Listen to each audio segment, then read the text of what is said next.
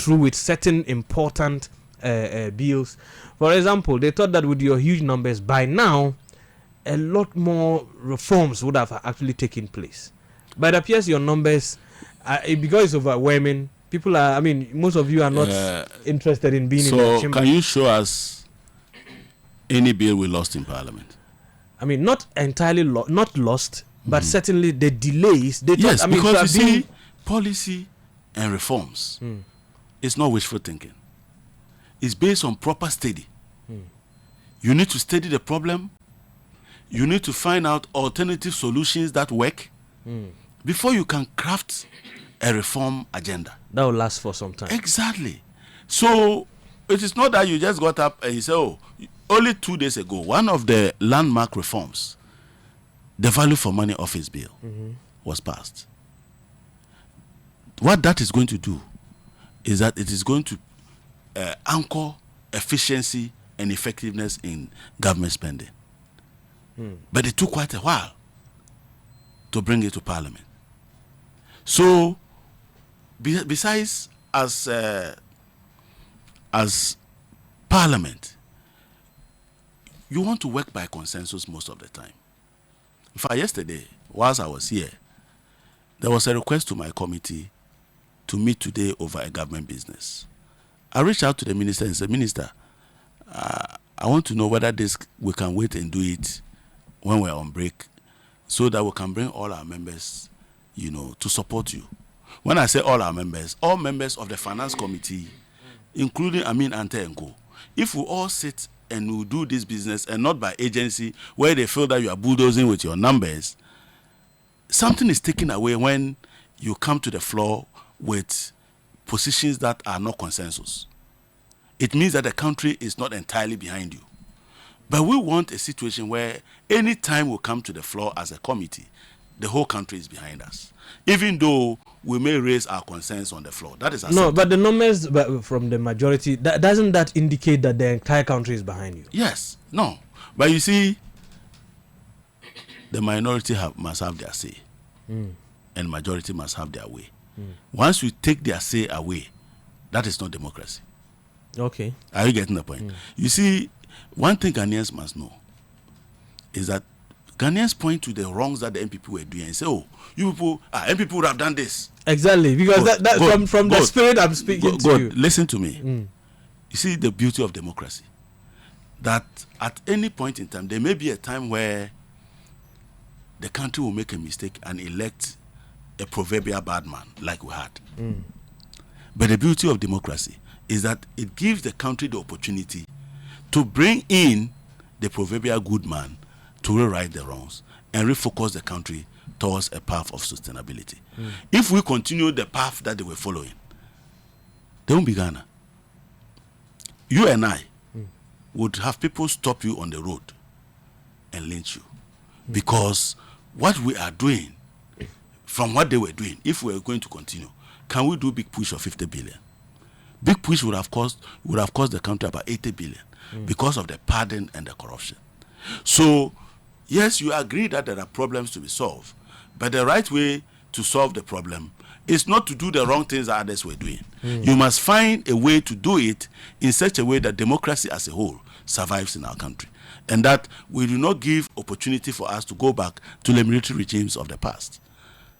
Do you get the point? So, yes, I agree with them.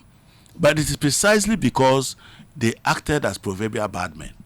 That's why you and I threw them out and brought the young man, John Dramani Mahama, who is seen as a proverbial good man. In fact, he's not the president of Africa. I hope you know that.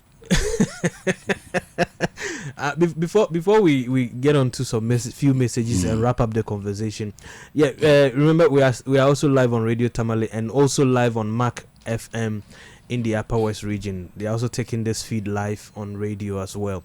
Now, why is your administration struggling to pay cocoa farmers? Before we move into this message. We are not struggling to pay cocoa farmers. They are demonstrating. I saw Anodon press conference. 2 days ago, I told him there are reptiles in those bushes. And by the time we bring anti-snake bite venom, you are probably a statistic of death. But you know, it is because they just feel that they have nothing against this government. They want to milk it. But it is not only Ghana. Cote d'Ivoire, what happened? They've also decreased their cocoa price. Far lower. In fact, we are twice as much better in Cote d'Ivoire because the world price of cocoa has crumbled. And that's where we go to sell the cocoa. So if you go there, whatever you get, we promise the people of Ghana, cocoa farmers, that we'll give them 70% of the FOB price. What we give them is 90%. Do you get what I'm saying?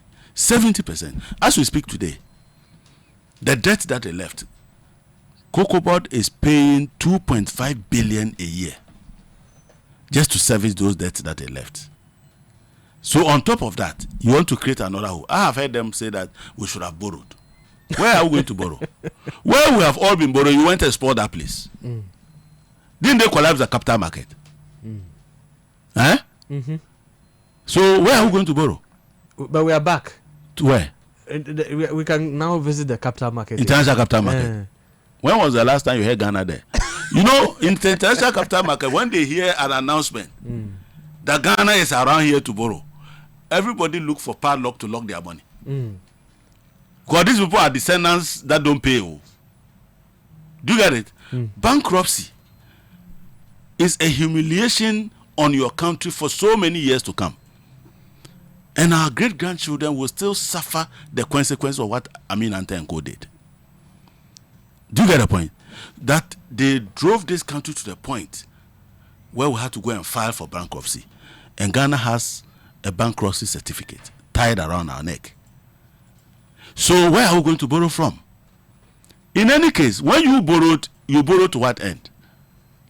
After you kept borrowing and even prided yourself as the people who know how to borrow, in the end you didn't know how to pay. So yes, we know that it is a difficult situation, but we have not such changed the people of God. As a matter of fact, we said at the time that the price of cocoa at the time that they revised the prices, Ghanaian farmers could have been given 6,000 Ghana cedis. That is not the same as saying that we promised them 6,000 Ghana cedis. We said that if you calculated 70% of the FOB price at the time and the exchange rate at the time, cocoa farmers could have been paid 6,000. Is that the same as saying that I will give you 6,000? We didn't promise them that. We promised them 70% and we have over-delivered. We have delivered 90%. But you see, for somebody who thinks that he could get more money, it doesn't matter the explanation. He will obviously not be happy. It's like my youth that are unemployed. All this explanation they will not offer, I mean, it doesn't sit well with them. All they want is to find a job. Are you getting the point? So we can engage in the debate, but our emphasis is not to win a logical debate. Our emphasis is to manage the economy to the total benefit of Ghanaians so that we can deliver the livelihood that Ghanaians want. Not just cocoa prices, but all sectors of the economy must be improved so that Ghanaians feel better today than they felt before. And it is clear that the cocoa farmer, with what we have given them, can even get more things done with that money than they had with the higher rates, because the economy took away a lot from them. I hope you understand. Yeah, but the economy is giving to them a lot. And I've heard people say that they say inflation is not reflecting in our pocket. You see, do you remember the man who went to Rome at Malata Market? You remember years ago? Dr. Mahmoud.